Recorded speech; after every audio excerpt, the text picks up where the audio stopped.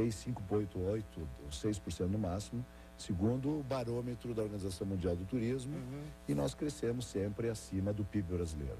A gente está falando do meta de 2010, tem uma meta grande, um estardalhaço grande, 2014. 2014, Copa, etc.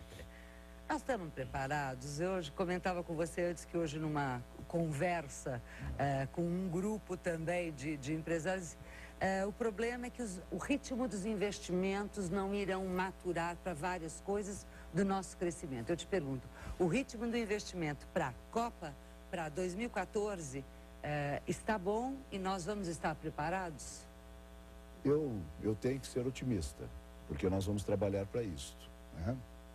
Ainda mais que a nossa federação integra e coordena a Câmara Temática de Promoção, Apoio e Comercialização do Ministério do Turismo. Eu vou fazer o seguinte, vamos chamar uma matéria onde mostra claramente a questão de quanto hoje, quando uma pessoinha decide não pagar, quanto que prejudica o condomínio como um todo. Porque se o meu vizinho não paga, alguém tem que pagar a conta. Daí o Sindicato da Habitação quer uma mudança na lei para tentar diminuir o número desses maus pagadores. Vamos ver essa matéria? As despesas do condomínio somam R$20 mil, mas a arrecadação não passa dos 16 mil. Um sufoco mensal. Os 4 mil nós temos que ou fazer um rateio dos que pagam, né, ou deixar de pagar alguma coisa. Depois que a multa por atraso no condomínio foi reduzida de 20% para 2%, a inadimplência no setor triplicou. Saltou dos 7% para os 20%. As cartas de advertência já não adiantavam mais, até que o governo criou normas mais rígidas para facilitar a cobrança. Desde julho do ano passado, uma lei federal permite a cobrança mais rápida das dívidas. Mesmo assim, a inadimplência continua alta. Só aqui em São Paulo, a Justiça recebe todos os meses cerca de 1.500 novas ações contra os maus pagadores de condomínio. O Sindicato da Habitação quer mudança na lei. Quem paga pontualmente está pagando pelos impontuais, o que, a meu ver, é profundamente injusto. E por isso que deve existir uma multa, não de 20%, é muito hoje, mas progressiva, para que a pessoa fique preocupada. Quanto mais ele atrasa, maior é a multa, até um limite de 10%, mais ou menos. Dos 28 apartamentos do edifício de seu Cleverson, 6 a 7 moradores atrasam ou simplesmente não pagam o condomínio todos os meses. Sem esse dinheiro, pequenos serviços como eliminar infiltrações na garagem ou a pintura de todo o prédio são adiados. Aqui aconteceu um fato há 15 dias atrás, que houve uma chuva, um vendaval, que me levou parte do telhado. Como eu tenho uma conta num depósito próximo, faturamos há 30 dias, né, para poder consertar o telhado, para não ter problema, e depois vamos fazer um rateio para arrecadar essa verba para cobrir essa obra.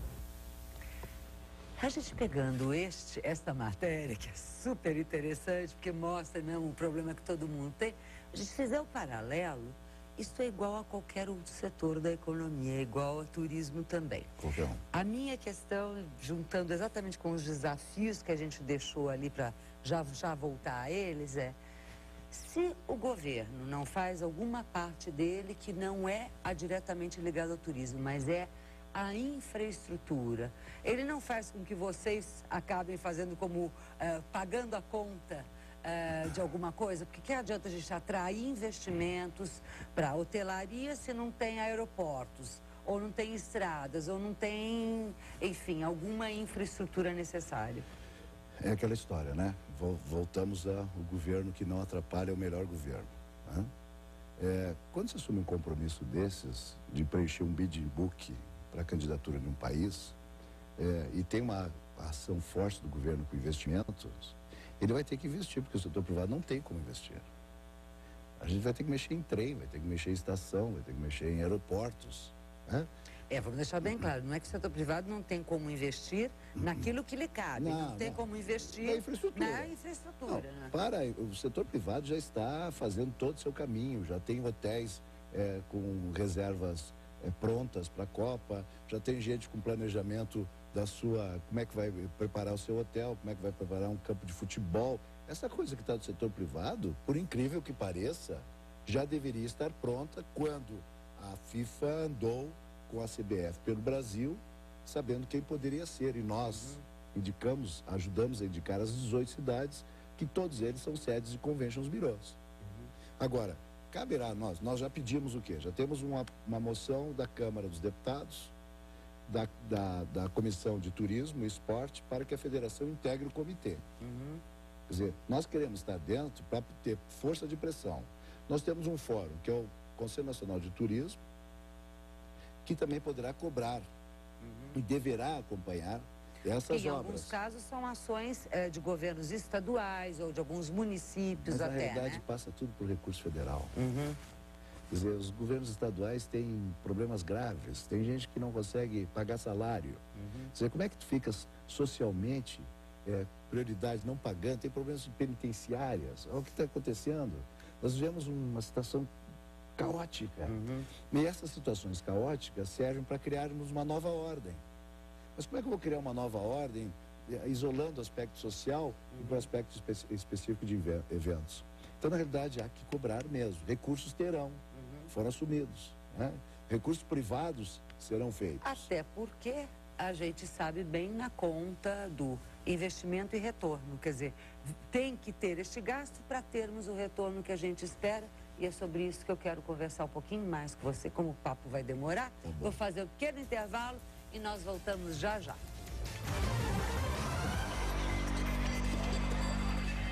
Estamos de volta com Economia e Negócios, navegando no turismo, navegando num turismo que tem cada vez mais que estar focado na área de negócios, que estar focado para atrair o turista que gasta muito mais, estou certa? Muito mais. Mas a gente deixou aí, pensa os desafios que não estão só ligados a uma Copa, que tem que estar ligado à perenidade, ou seja, a gente poder atrair sempre.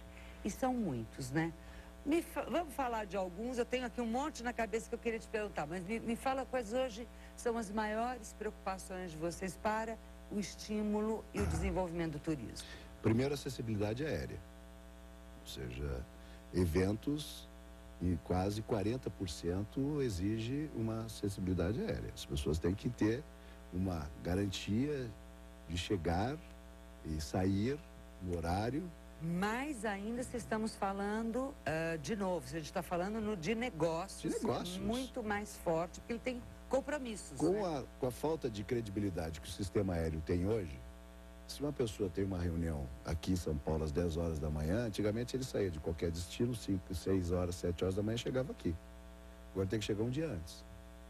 Né? E não sabe ainda se eventualmente consegue. Teoricamente, você poderia dizer, ou malandramente, poderia dizer, bom, ótimo que ele gastou mais uma diária. Mas ele, com certeza, reduzirá a questão da ida e volta. Ele tem orçamento vai tentar fazer por telefone. Ele vai tentar solucionar alguma coisa. Assim. Outro é a acessibilidade terrestre mesmo. As grandes metrópoles estão ficando difíceis de movimentação. Ou seja, o trânsito, uma pessoa levar 1 hora, 1h30, 2 horas para se locar de um hotel até um ponto. No primeiro caso que você está citando, aí realmente, de novo, é a questão da infraestrutura geral, enfim. A gente pensar aí o caos aéreo que teve um episódio, mas se pensar no geral. No outro tem um dado meio positivo, porque apesar de, vamos supor, São Paulo, grandes capitais perderem, você pode atrair eventos para outros locais. Isso mostra na nossa estatística um crescimento da ordem de 36% do ano de 2006 e 2005 em eventos no interior. Já tem. As pessoas vão para o interior, é mais fácil, eu tenho maior mobilidade, é mais barato, a comida talvez, a alimentação seja mais barata, o deslocamento do táxi é mais barato. Então os conventions bureaus que captam eventos começam a perceber, né, cidades do interior, né, Gramado, Campinas, o interior do Rio de Janeiro. Para poder sair. Aí fica o desafio das grandes capitais de como resolver. Aí é outra questão. E outro, efetivamente, nós termos cada vez mais, e constantemente isso, a qualificação. Da mão de obra, prestadora tem que ser treinada cada vez. Hoje tem equipamentos modernos na área de mídia. Hoje, quando a pessoa vai num evento, tem que ter o melhor projetor, o melhor